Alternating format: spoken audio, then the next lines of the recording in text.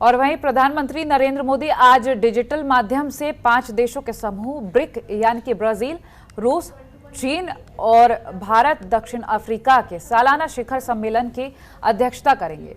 भारत साल 2021 में ब्रिक्स की अध्यक्षता कर रहा है। इस बैठक में ब्राजील के राष्ट्रपति जायर बोल्सोनारो, रूस के राष्ट्रपति व्लादिमीर पुतिन, चीन के राष्ट्रपति शी जिनपिंग और दक्षिण अफ्रीका के राष्ट्रपति सिरिल रामाफोसा उपस्थित रहेंगे। बैठक में अफगानिस्तान के ताजा हालात पर व्यापक रूप से ध्यान केंद्रित किए जाने की उम्मीद है। चीन में राष्ट्रपति शी जिनपिंग भी वीडियो कॉन्फ्रेंसिंग के जरिए हिस्सा लेंगे और आपको बता दें कि चीन के विदेश मंत्रालय की तरफ से ये जानकारी दी गई है कि भारत के प्रधानमंत्री नरेंद्र मोदी के निमंत्रण पर राष्ट्रपति शी जिनपिंग इस सम्मेलन में हिस्सा ले रहे हैं।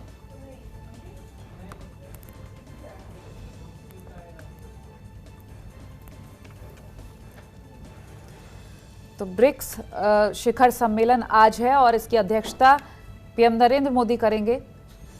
ब्रिक्स यानी कि ब्राजील, रूस, चीन, दक्षिण अफ्रीका और भारत।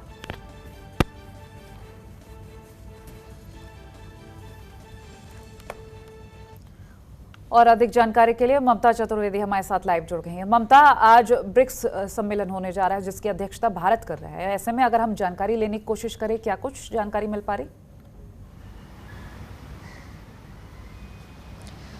देखिए कोमल, ब्रिक्स सम्मेलन बहुत महत्वपूर्ण सम्मेलन है और सबसे ज़्यादा महत्वपूर्ण इस बात को लेकर है कि प्रधानमंत्री नरेंद्र मोदी दूसरी बार ब्रिक्स सम्मेलन की अध्यक्षता करने वाले हैं। ब्रिक्स सम्मेलन की अगर बात करें तो इसमें ब्राजील, रूस, चीन, भारत और दक्षिण अफ्रीका शामिल होगा और इससे पहले भी प्रधानमंत्री ब्रिक्स सम्मेलन की अध्यक्षता कर चुके हैं और ये दूसरी बार होगा क्योंकि बाकी देश भी इसके सदस्य हैं। इस नाते चीन भी इस बैठक में वीडियो कॉन्फ्रेंसिंग के जरिए हिस्सा लेगा। हर बार आमतौर पर जलवायु से संबंधित ब्रिक्स सम्मेलन में चर्चा होती थी, लेकिन इस बार की अगर बात करें तो कहा जा रहा है कि अफगानिस्तान में जिस तरीके के हालात बने हुए हैं उसको देखते हुए मुमकिन है कि अफगानिस्तान के हालात को लेकर भी प्रधानमंत्री नरेंद्र मोदी जब ब्रिक्स सम्मेलन की अध्यक्षता करेंगे तो उसमें अफगानिस्तान के हालात को लेकर भी चर्चा होने की संभावना है।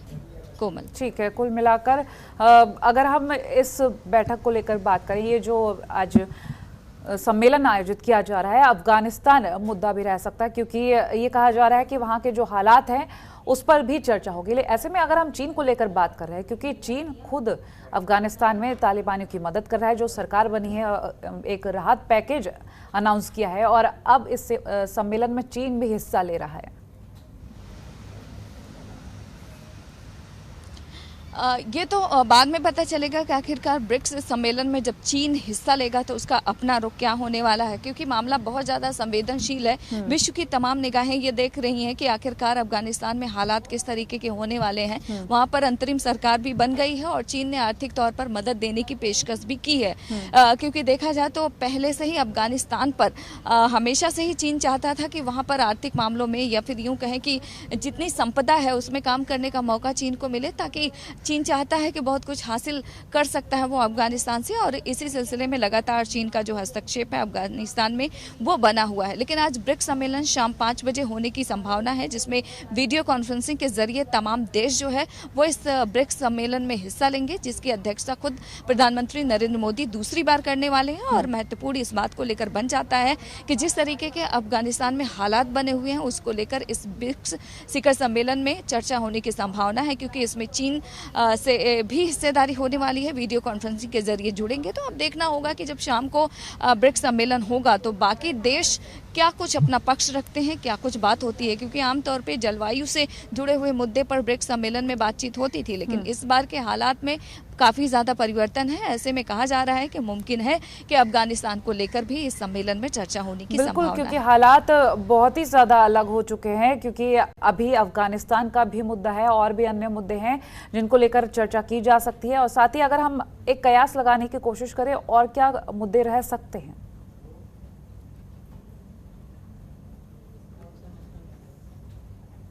ज़्यादातर मसले जो है अंतर्राष्ट्रीय मुद्दों से जुड़े हुए होते हैं, जिसको लेकर तमाम जो देश हैं वो इसमें अपनी बात को रखते हैं। तकरीबन 5 देश हैं ब्रिक्स सम्मेलन में जो अपनी अपनी बातों को रखते हैं। सबसे महत्वपूर्ण हर बार की तरह होगा जलवायु परिवर्तन को लेकर, जो ग्लोबल वार्मिंग के चलते बहुत ज़्यादा प्रभावित है। हमेशा से ही इसी मुद्दे को लेकर इस बैठक में चर्चा होती है। ये पहली बार ऐसा होगा कि जब अफगानिस्तान के मसले को लेकर भी मुमकिन है कि ब्रिक्स सम्मेलन में चर्चा हो।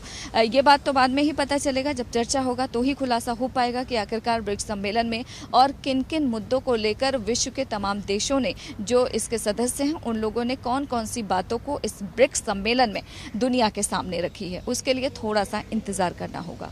ठीक है, चलिए बने रहिए ममता आप हमारे साथ। खबरों के निष्पक्ष विश्लेषण के लिए सब्सक्राइब करें Janatantra TV and press the bell icon. Never miss any update.